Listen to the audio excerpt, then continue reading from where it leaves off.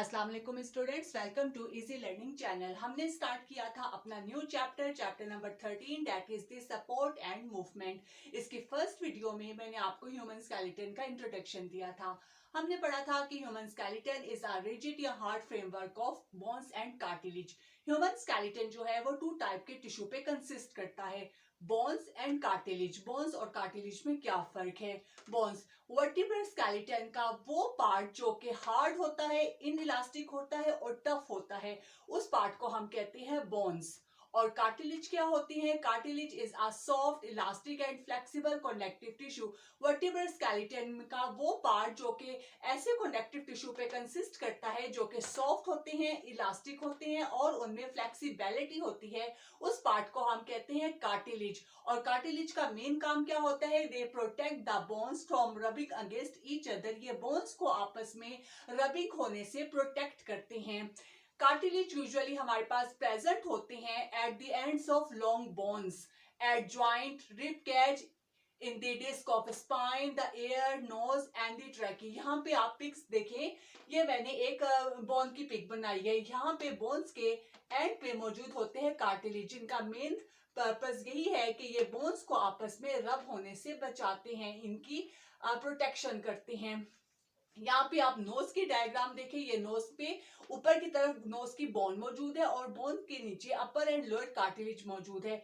इसी तरह अगर आप एयर की पिक देखें तो एयर के अंदर यहाँ पे ये ग्रीन पार्ट शो कर रहा है कार्टिलेज को और उसके साथ बोन्स मौजूद है। तो इसी तरह ये हमारी ट्रैकी के अंदर कार्टिलेज मौजूद होते हैं, हमारा जो रिब कैज है जॉइंट्स में मौजूद होते हैं, स्पाइनल कॉर्ड के डिस्क के अंदर डिस्क में मौजूद होते हैं।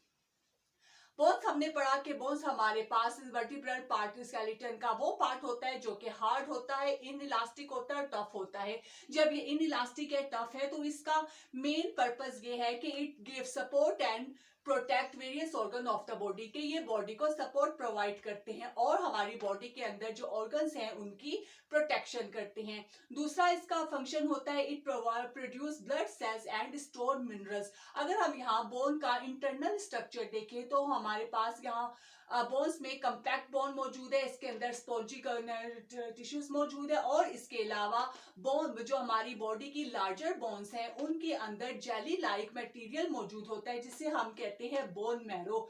यही वो बोन मैरो, ये वो जगह है जहां पे रेड ब्लड सेल्स और व्हाइट ब्लड सेल्स की प्रोडक्शन होती है। इसके अलावा बोन्स के अंदर ब्लड वेसल्स भी मौजूद होती है। So it produce blood cells and it store minerals, के ये बोन मैरो जो है वो ब्लड सेल्स की प्रोड्यूस करता है और इसके अलावा मिनरल्स को स्टोर करता है। नेक्स्ट हम देखते हैं बोन की कैरेक्टरिस्टिक्स या नेक्स्ट फंक्शन इसका क्या होता है। It provide support and structure for the body, कि ये हमारी बॉडी को सपोर्ट प्रोवाइड करते हैं और हमारी बॉडी को एक स्ट्रक्चर देते हैं। इसके अलावा हमने पिछली वीडियो में पढ़ा था कि इन बोन्स के साथ मसल्स अटैच होते हैं जो कि बॉडी की मूवमेंट में हेल्प करते हैं। ये हमारे पास थी कुछ कैरेक्टरिस्टिक्स ऑफ बोन्स या आप कह सकते हैं द फंक्शन ऑफ बोन्स। अब हमारे ह्यूमन स्केलेटन में जितनी भी बोन्स मौजूद है जो तकरीबन 206 होती है, वो बोन्स जो है शेप के हिसाब से चार तरह की होती है, long bones, short bones, flat bones and irregular bones. सबसे पहले हमारे पास आ जाती है लॉन्ग बोन्स, यानी कि हमारे ह्यूमन स्केलेटन की ऐसी बोन्स जो कि लॉन्ग होती हैं और थिन होती हैं, उन्हें हम कहते हैं लॉन्ग बोन्स। इसके एग्जांपल में आ जाता है bones of arms and legs, कि हमारे आर्म के और लेग्स की जो बोन्स हैं वो लॉन्ग बोन्स होती हैं और ये जो बोन्स है वो एज अ लीवर के तौर पे एक्ट करती है और मूवमेंट में हेल्प करती है।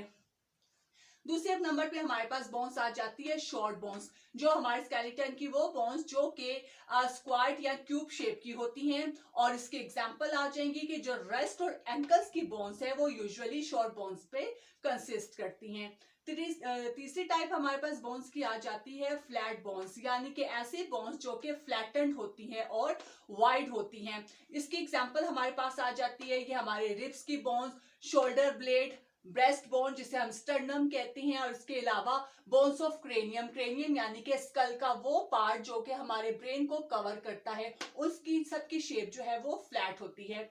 लास्ट हमारे पास आ जाती है इरेगुलर बोन्स, यानी ऐसी बोन्स जिनकी शेप जो है ना तो वो लॉन्ग होगी, ना शॉर्ट होगी, ना फ्लैट होगी, इरेगुलर शेप की होगी।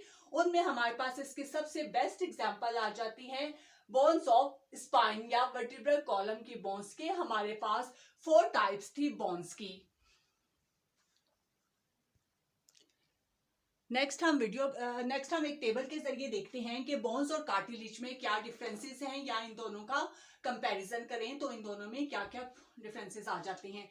नंबर 1 बोन्स में आता है it is hard, elastic and tough. Bones जो होती है वो हार्ड होती है, इलास्टिक और टफ होती है, जबकि जो कार्टिलेज है वो सॉफ्ट होती है और फ्लेक्सिबल होती हैं।